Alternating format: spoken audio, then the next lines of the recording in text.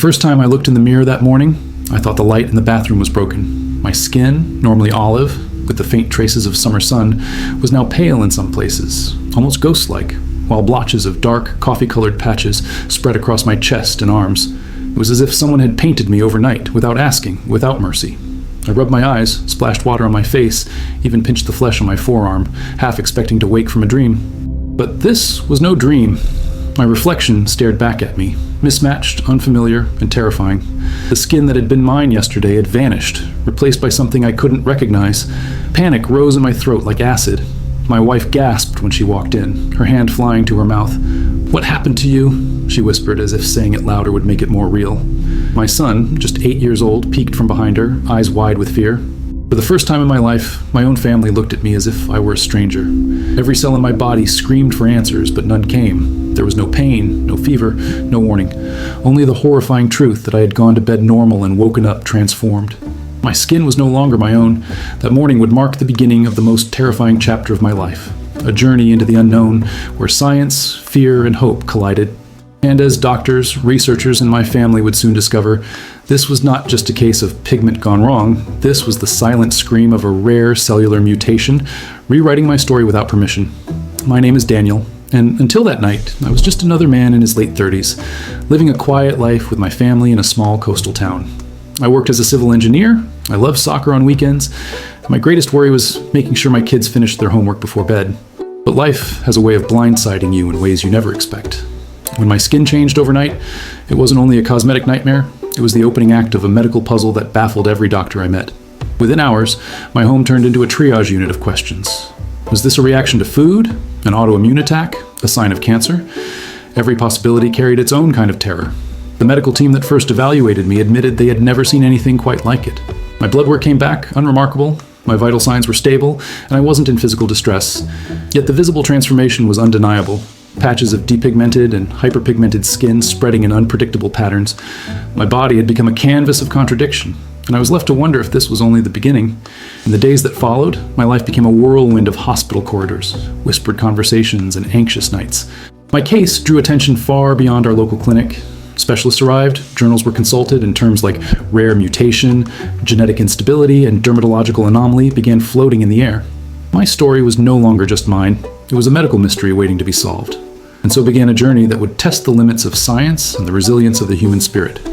The first night after my skin changed, sleep became impossible. Every time I closed my eyes, I felt as though my body was betraying me in silence.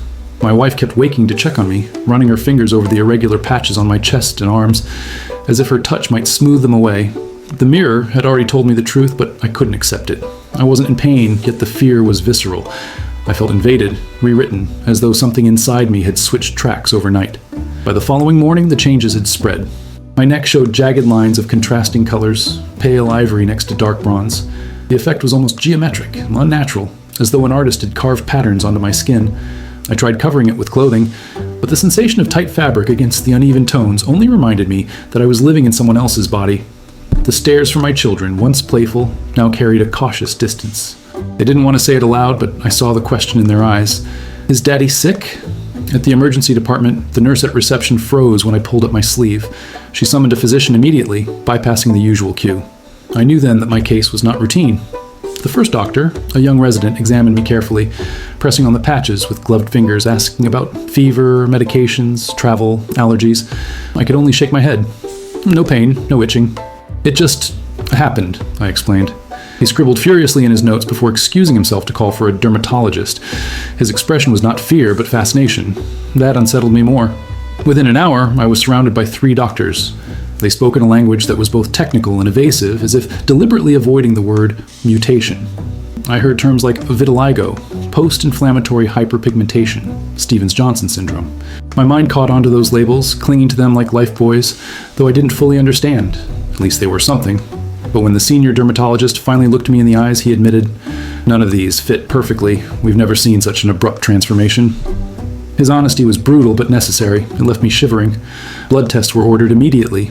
Vials of crimson left my veins in rapid succession, destined for machines that promised answers.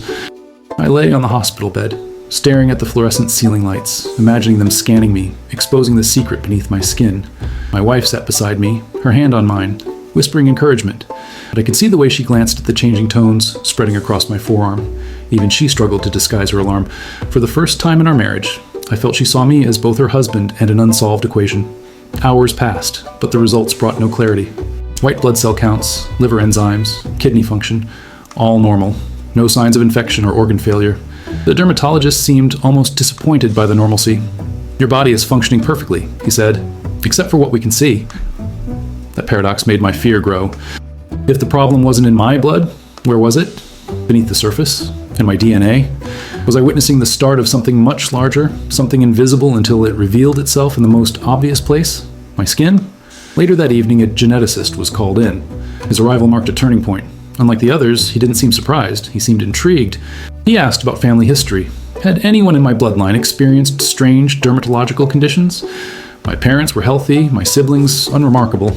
He leaned closer, studying the mosaic-like patches across my chest. "This could be a spontaneous somatic mutation," he suggested. The words were clinical, detached, but they echoed in my skull. Mutation. I thought of science fiction, of creatures altered by forces beyond control. But this wasn't fiction. It was me. By nightfall, I was admitted for observation. The hospital room was sterile, yet I felt contaminated, marked by something no one could name. Nurses came and went, documenting every change, photographing the evolving map of my skin. Each flash of the camera felt like another theft of privacy, as though my body was no longer my own but a specimen under glass. I tried to sleep, but the silence was punctuated by the beeping of monitors and the relentless echo of the word mutation. My identity, once rooted in ordinary life, now felt fragile, dissolving. The next morning, the patches had shifted again. Some areas lightened, others darkened, creating a living, shifting pattern. The dermatologist returned, visibly unsettled. "It's progressing faster than expected," he murmured, almost to himself. My wife demanded answers, her voice breaking. "Is he dying? Is this cancer?" The silence that followed was louder than any alarm. The doctor placed a hand on her shoulder and said softly, "We don't know yet, but we will find out." His words were meant to reassure, but they sounded more like a promise to science than a comfort to us. That day, the first biopsy was taken. A small scalpel cut into my skin, a sliver of flesh sealed in formalin for microscopic study. I watched the procedure without flinching, my body numb to everything but fear. As the bandage was placed over the wound, I realized I was no longer just Daniel, the engineer. I had become a case, a headline in the making, a mystery wrapped in human tissue. And though I didn't know it then, the biopsy would mark the beginning of revelations that would turn my life, and medical science, upside down. The biopsy results didn't arrive for several days, but my body refused to wait. Each morning, new patterns emerged across my skin, like shifting continents on a map, pale regions expanding into dark territory and dark patches bleeding into lighter ones. My reflection no longer resembled me. The face in the mirror looked fragmented, divided into tones that clashed violently. My children had stopped coming near me. At dinner, they ate in silence, their eyes fixed on their plates as though avoiding my gaze would protect them from whatever I had become. The doctors were equally unsettled. The dermatologist, once calm and methodical, now checked on me 3 times a day, his notes becoming increasingly frantic. Photographs were taken from every angle, my skin documented like evidence at a crime scene. Nurses whispered in the hallways. I overheard one of them say, "It's like his cells don't recognize themselves anymore." That sentence burrowed deep into me. Was my body at war with itself? Was I the battlefield? By the end of the first week, complications began. Though I had felt no pain at the start, a strange burning sensation spread across my chest. It wasn't sharp, but constant, like smoldering embers beneath the surface. At night, I scratched unconsciously, waking to find streaks of blood staining the sheets. My wife begged me to stop, but I couldn't control it. My body was speaking in a language I couldn't understand, and the message was pain. Soon after, I noticed my hair thinning in patches. At first, just a few strands on the pillow, then clumps circling the shower drain. The doctors grew more alarmed. They spoke of autoimmune conditions, of systemic illnesses that could affect not only the skin, but internal organs. "We need to expand our investigations," one of them said gravely. I felt like a patient slipping down an endless slope, each symptom a stone I couldn't grab to slow my descent. Tests multiplied, CT scans, MRIs, endless blood draws. My veins became sore, bruised from needles. The geneticist remained fixated on his theory, a rare somatic mutation causing instability in my melanocytes, the cells responsible for skin color. But when he admitted that such mutations had never been documented in this form, the word experimental hung heavily in the air. It meant that not only was my condition rare, it was unprecedented. I was both patient and pioneer, and neither role felt survivable. My psychological state deteriorated as quickly as my body. Isolation became unbearable. I avoided mirrors, refused video calls from friends, and began speaking less. My wife, though supportive, was drowning in her own fear. She sat beside me in the hospital bed, but often turned away when I changed into gowns, ashamed of her own reaction. Our marriage had been built on years of shared normality. Suddenly, I was a stranger in her eyes. Loneliness seeped into me more corrosively than the disease itself. The second week brought an alarming development. My skin began to blister in certain areas, not like burns, but fragile bubbles that burst easily, leaving raw surfaces beneath. Pain became constant. Even the touch of bed sheets felt unbearable. Nurses had to change dressings twice daily, and with each procedure I clenched my fists, biting back screams. Morphine was prescribed, dulling the edge but leaving me hazy. The condition had progressed beyond appearance. It was now dismantling the barrier between me and the world. Doctors convened an emergency meeting about my case. For the first time, I was invited to sit with them, not just as a patient, but as an active participant. Around the table sat dermatologists, geneticists, immunologists, and even an oncologist. They debated whether the process was precancerous, autoimmune, or something entirely new. I sat in silence as they discussed me as though I weren't there, my name replaced by phrases like the patient and the subject. When they finally turned to me, all they offered was uncertainty. The complications weren't only physical. Rumors spread beyond the hospital walls. Local newspapers caught wind of my condition, dubbing me the man whose skin changed overnight. Strangers speculated about infections, radiation, even supernatural causes. My children were teased at school, classmates whispering that their father was contagious. The stigma burned almost as much as the lesions. I realized then that illness doesn't only ravage the body, it invades the community around you, poisoning relationships and reputations. On the 15th day, I collapsed. My blood pressure plummeted, my vision blurred, and alarms rang through the ward. Doctors rushed in, stabilizing me with IV fluids and oxygen. They later explained that my immune system was overreacting, launching attacks not only on my skin, but possibly on other tissues. The nightmare had escalated from strange pigmentation to systemic crisis. As I drifted back into consciousness, one thought gripped me with icy certainty. If they didn't find the cause soon, my skin wouldn't be the only part of me that changed forever. The morning after my collapse, I woke in the intensive care unit, machines humming steadily around me. My body felt heavy, my veins flooded with medications I couldn't name. I was terrified, but also numb. The doctors hovered like shadows at the edge of my vision, whispering about immune storms and systemic responses. Yet, beneath their controlled tone, I sensed urgency. Something in my case had shifted. The line between curiosity and alarm was gone. For the first time, I understood they weren't just documenting me, they were fighting to keep me alive. Later that day, the lead geneticist visited my bedside carrying a folder thick with charts. His expression was both weary and electrified, like someone who had glimpsed a breakthrough in chaos. He explained they had completed preliminary genetic sequencing of my skin cells. The results were astonishing. A cluster of melanocytes carried an abnormal mutation, one that altered the regulation of pigment and triggered an uncontrolled cascade of cellular instructions. "Your skin is rewriting itself," he said, his voice trembling with both awe and fear. My mind recoiled. Rewriting? I wasn't a book. I was a man. The mutation wasn't inherited, it hadn't existed at birth. Instead, it had appeared suddenly, somewhere deep in the architecture of my DNA, like a rogue sentence inserted into a novel. The geneticist compared it to a spark that had ignited a wildfire. Normally, mutations are silent, invisible, passed down quietly or eliminated by the body. But mine was loud, insistent, visible to the world in grotesque patterns. "This is unprecedented," he said. "We've never seen pigmentation behave this aggressively, this dramatically." His words hung in the sterile air like a verdict. I had become the exception. The discovery was a turning point, but it offered no comfort. Knowing the mutation existed didn't stop its relentless march. My skin continued to blister, peel, and darken in unpredictable patches. Yet, for the medical team, the revelation was fuel. They began to gather every specialist imaginable: cell biologists, molecular researchers, immunologists. My hospital room became a revolving door of minds racing to understand me. Each test, each biopsy, each photograph wasn't just data, it was evidence of a phenomenon that defied the textbooks. I was no longer a mystery, I was a case study with global implications. But there was one chilling possibility. If the mutation was capable of spreading within skin cells, could it spread to other tissues? The oncologist raised this fear bluntly during a late-night consult. If melanocytes are unstable, what about your organs, your eyes, your brain?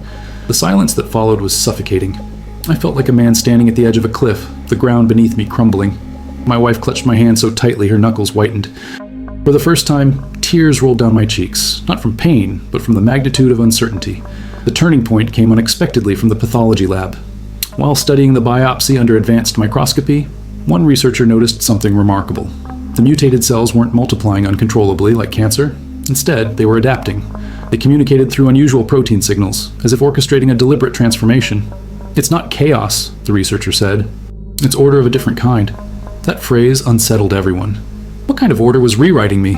Was my body fighting to survive in some radical way, or dismantling itself for reasons beyond comprehension? A breakthrough conference call with an international team brought new momentum. Experts from the United States, Japan, and Germany reviewed my case. Some proposed that my condition represented a form of de novo mosaicism, where a single mutation spreads like a mosaic pattern across tissues. Others speculated about environmental triggers, a hidden toxin, radiation, or viral exposure that had activated dormant genetic instructions.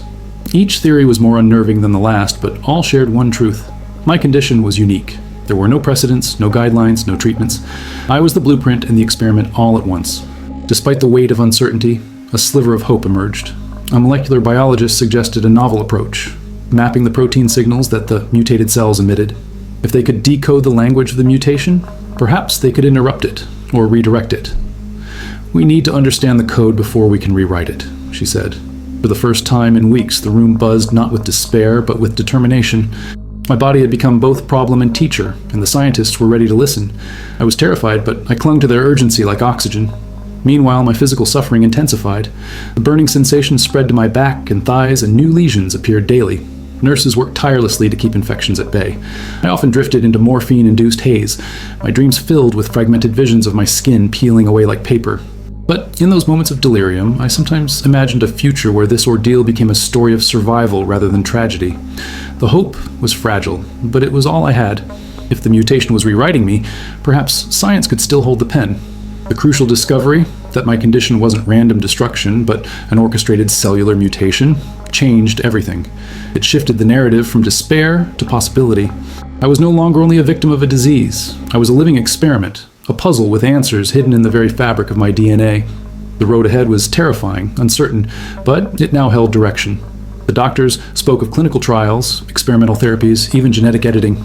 For the first time since this nightmare began, I felt a flicker of agency. My body was a battlefield, but perhaps it was also the key to its own salvation. The discovery that my cells were not self-destructing but reorganizing ignited a storm of debate within the medical team. Some saw it as an opportunity for groundbreaking treatment. Others warned against interfering with a process they didn't yet understand. I sat at the center of these arguments, a silent witness to discussions that felt less about me and more about the history of medicine. Each voice carried weight, but the choice would ultimately fall on me. I was the one whose skin burned, whose family trembled at my bedside. I was the one who had to decide.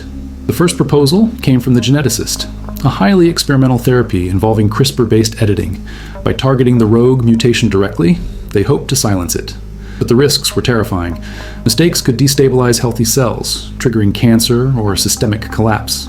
"We're talking about rewriting your genome," the geneticist admitted. "There's no going back once we start." His honesty cut through the sterile air.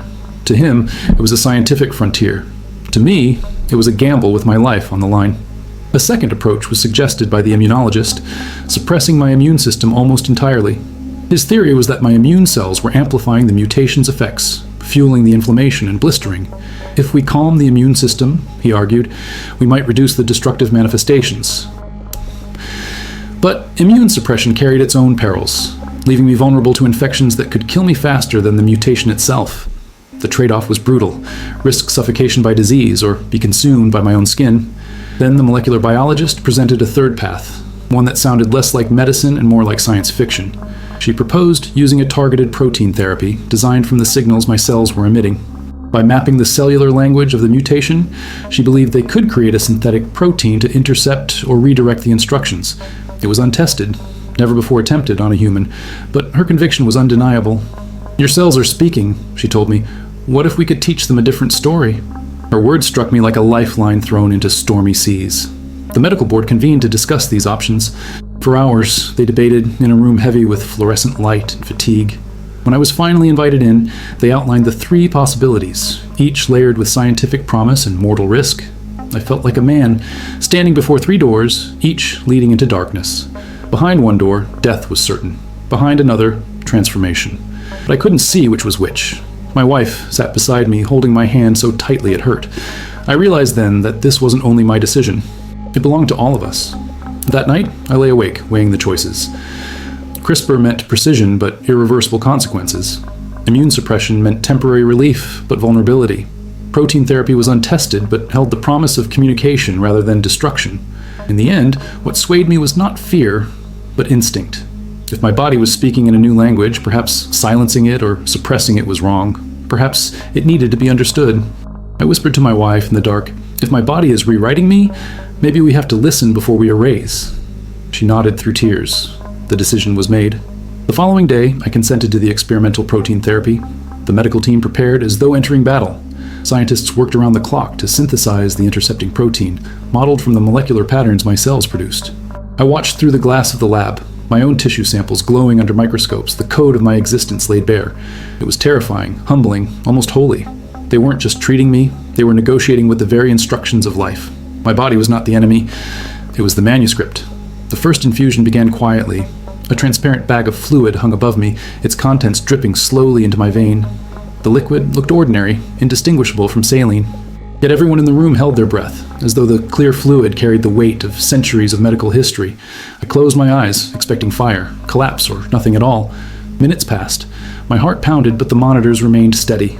An hour later, the infusion ended. I was still alive. The room exhaled in unison. But survival was only the first measure of success. Over the next 24 hours, something extraordinary happened. The burning sensation that had haunted me for weeks began to dull, and the blisters stopped spreading. Nurses, cautious but hopeful, noted that my skin appeared calmer, less inflamed. By the third day, some patches even began to stabilize, their chaotic borders softening into smoother gradients. The doctors were astonished. "It's responding," the biologist whispered, as though afraid to break the spell. For the first time, I felt a tentative peace inside my own body. The war was not over, but the battlefield had quieted. Still, the risks loomed. No one knew whether the improvement would last, or whether the protein therapy would trigger unforeseen consequences. Every day, blood samples were taken. Every hour, my vitals checked. I lived under constant surveillance, my body a fragile experiment. But amidst the uncertainty, a new feeling began to grow, something I had not felt since the morning of the first change: hope. I had made the critical decision, and though the road ahead was long and treacherous, I sensed I was no longer falling into darkness. I was stepping into possibility. The days following the protein therapy were the slowest and most fragile of my life. Every morning, doctors peeled back my dressings with careful hands, scanning for signs of new lesions. For the first time in weeks, no fresh blisters appeared. The burning that once consumed my chest had subsided to a faint warmth, like embers cooling after a fire. I could breathe without fearing what the mirror might reveal. My wife smiled through her exhaustion, whispering, "It looks better today." Her voice carried a tenderness I hadn't heard since before the nightmare began. Progress was incremental but undeniable. By the end of the first week, the chaotic patchwork of pigmentation on my arms began to stabilize. The harsh contrasts softened, the jagged borders fading into smoother transitions. My skin no longer looked like a battleground, but like something healing, reorganizing itself into coherence. The nurses documented every change with photographs, filling digital folders with images that charted my body's fragile journey from chaos toward order. Each image felt like a checkpoint on a path I had feared would never exist. But recovery wasn't only about the skin. My strength had deteriorated during the weeks of decline. My muscles were weak, my legs shaky. A simple walk across the room left me trembling. Physical therapy was introduced cautiously, with exercises so small they seemed laughable. Yet each motion, a step, a stretch, a grip, was a reminder that my body was reclaiming itself. The therapists encouraged me gently, their voices firm but kind. Every beat of sweat, every ache was a declaration. I was still here. The medical team monitored me obsessively. Blood tests showed no sign of infection or systemic failure. Most importantly, the mutated cells seemed less aggressive under the protein therapy. Instead of expanding uncontrollably, they appeared to integrate, aligning with the surrounding tissues in a strange but functional harmony. "It's as if your body has negotiated a truce," the molecular biologist explained. The word truce resonated deeply. My skin wasn't restored to its old state, but it was no longer at war. I carried scars of color, but they told a new story, one of survival. Outside the hospital, the story had spread across media outlets. Headlines called me the man who changed overnight. Reporters speculated about miracles, mutations, even extraterrestrial influence. Though invasive, the attention brought unexpected benefits. Research institutions offered to collaborate, funding poured in, and new laboratories were opened in my name. What had once been a source of stigma became a beacon of curiosity. My children, once teased at school, were now treated with awe. "Your dad is famous," their classmates said.